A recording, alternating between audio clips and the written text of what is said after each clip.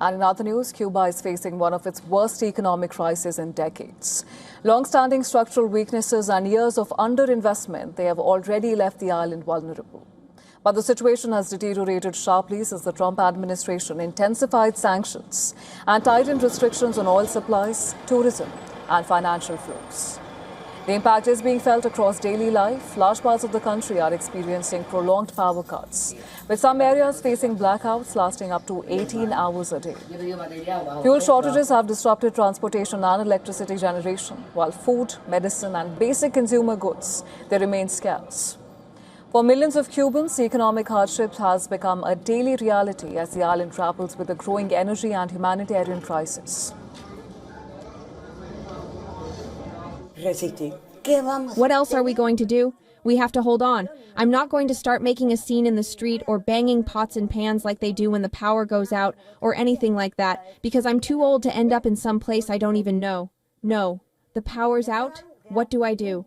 I go to bed. I go to bed peacefully.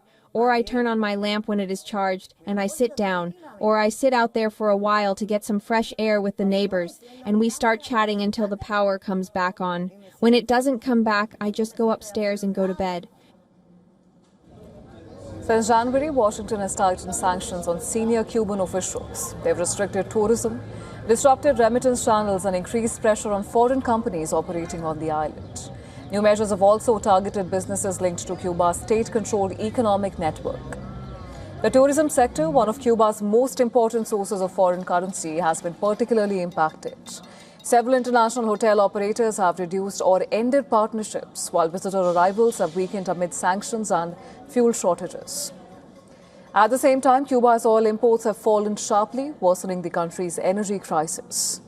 The result is an unprecedented squeeze on an economy which is already struggling with low productivity, weak investment, and chronic shortages. Public frustration has grown as blackouts intensify and living standards deteriorate further. They want the world to believe that this is a system that has failed.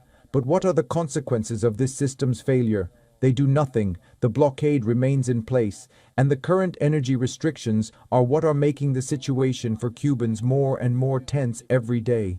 It is no less true that the situation for Cubans is becoming a little more precarious every day, but the system exists.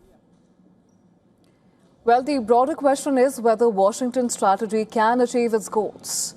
Supporters argue that sustained economic pressure could force reforms or political concessions, while critics warn that harsher sanctions may deepen humanitarian suffering and accelerate migration. For now, Cuba stands at a critical crossroads.